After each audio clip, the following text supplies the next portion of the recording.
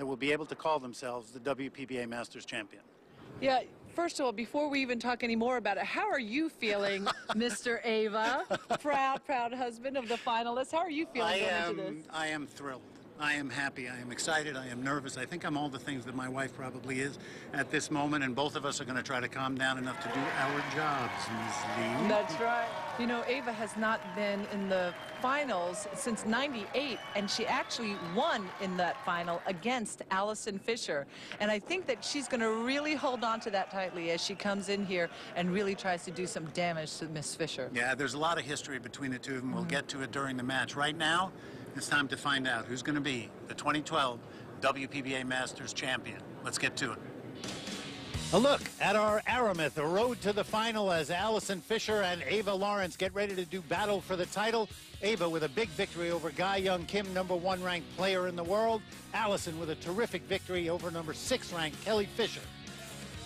To the table they come, the handshake. Both of them great champions, really good friends. They've known each other a long time. And here is the lag for the opening break. Ava Lawrence, the striking Viking, on the left. Allison Fisher on the right. 2 left out of 48 that came to Michigan, and it will be Allison with the opening break. Jeanette, as they get ready, keys for the match. What are your thoughts? Ava just got to keep it together. She's got to have confidence in herself. She knows she's made it this far. She knows she's been playing very well, so she's just got to stay confident with herself. Allison's got to do her job. She's got to make sure that she, you know, keeps herself on the correct side of the ball. Sometimes she questions her decisions, but to me, she looks very comfortable. So we've just got to hope Ava's got good opportunities, because she's certainly capable of beating anyone at any given time. All right, here we go. Allison to the table, the opening break. It's where she wants to be. Ava will be seated and hope for a chance at the table in this opening rack. The finals of the WPBA Masters, here we go.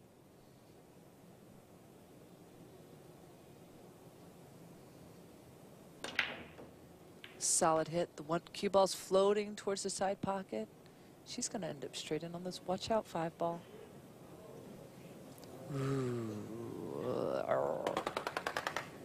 Well, she has a good look at the 1, but I'm not sure that the 1 ball clears. We'll take a look from the reaction of Allison. Yeah, if the 1 ball cleared, she'd already be shooting it. So now she's just looking at what kind of safety she wants to play. As she takes a look, we'll give you the rules of this final match. It's a race to 7 for the title, a 30-second shot clock with 1 extension per rack. The winner will break, and it's foul on all balls. She's got to get the cue ball underneath the 5 without letting the 1 ball bank back up. Very nice. Does that, a good safety to open up. Yeah, she knew she could get the cue ball behind the 5, but she needed to hit it soft enough to make sure. All right, 1 rail kick. She's going to try to hit this. She's not trying to hit it. She's trying to make this baby.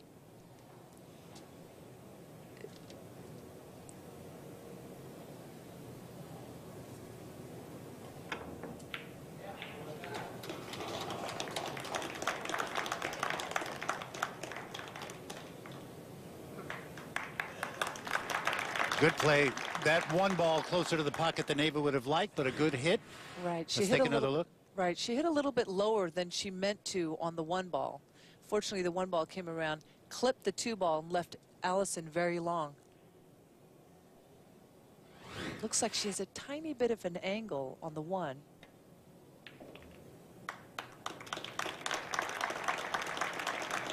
I'm not sure. She decided to go short side, but she might have come over a little bit too much.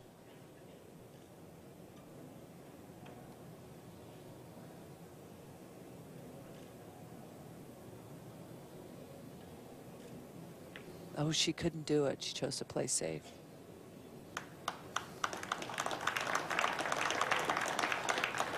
Two snuggles up to the 5.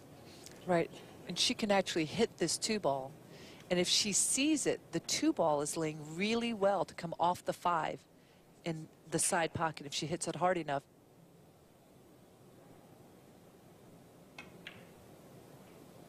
Oh, she chose to play safe. That's a good safe right there. Especially if the 5 ball helps her out a little bit.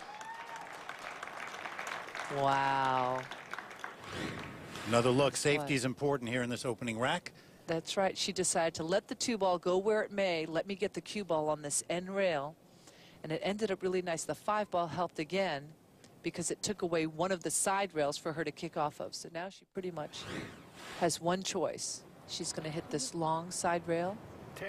Just like she's looking at. And again, extension gone. You heard Steve Tipton say 10. Allison has to get down and shoot. There it is. Ooh. And misses it. So let's see. Ooh, oh.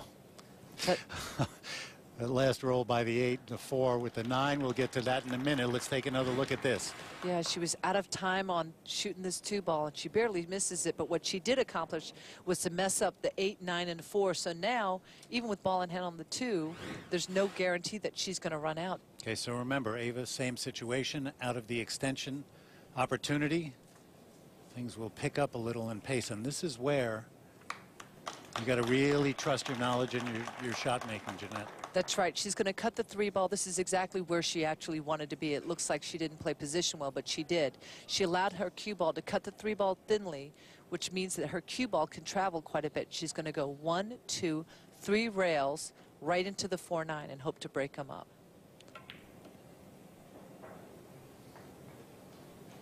She tried. Good effort.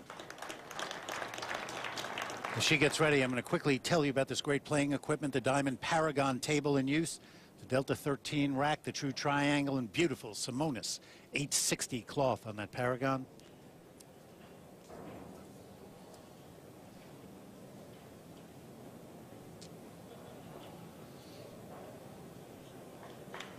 That works. Nice safety play by Ava. Allison is now going to come off this side rail and try to hit this 4-8 combination. She wants to hit the top side of the 4 so the 4 can cut the 8-ball in.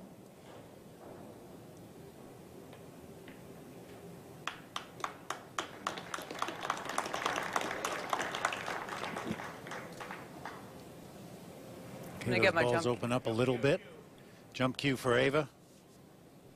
Here we go. Likely the key shot in this rack.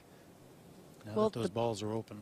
Yeah, the bad thing is if she jumps over and makes the 4-ball in the corner pocket, the cue ball can possibly scratch in this side pocket. Cutting the 4-ball to do a jump shot and try to cut the 4-ball in the side pocket lets the cue ball loose. It's also super difficult to hit a ball that thin with that level of accuracy, elevated and jumping. Oh my gosh. Question is, where's that cue ball going? Between the 8 and the 7? How about it? We'll take it. How about it? Another look for sure. All right, jumping over this ball. Super thin cut. Lets the cue ball loose a little bit, but she made the ball. She's got to hit this with a little bit of inside English because otherwise she's in danger of scratching. It's such a thin hit. The cue ball wants to go back down towards that. Ooh.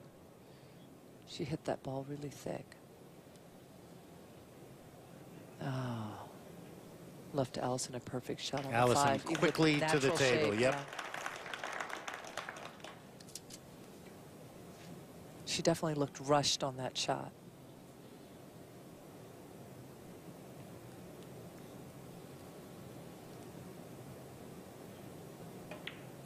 Sometimes a function of that shot clock can kind of get underneath everything that's going on.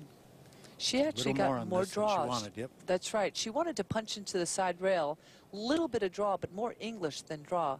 Instead, she got more draw than English, which brought the cue ball back very low. She's going to be cutting the 7-ball a bit. She's still fine, but it's not exactly where she wanted to be.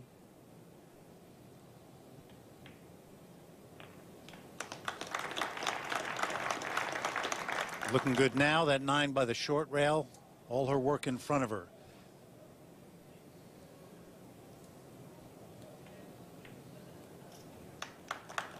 This was big for Ava to make that other shot instead of letting Allison get comfortable here. She's really got an opportunity to have some nice easy shots to begin with. And that 9, Allison Fisher off to a 1-rack early lead. Over the years, we've gotten to know so much about Allison Fisher and a Hall of Fame career, but there's always time to learn a little bit more. Let's go now behind the cue. Well, I've worked hard on I think I've become a fitter person. You know, I treat the game very seriously. I eat sensibly, you know, when at events, when away from the table. So, you know, I try and do the best that I can in order to get a good performance. This event I've played really consistently, and I think coming into the television match, I've probably had the best performances of the 4 players involved. I've worked on different aspects of my game, like my breaks improved significantly, and that's a big deal when you're playing against the big breakers. You know, I've been playing all these years, and to keep finding improvements is a nice thing, and to have the desire to keep improving is a nice thing.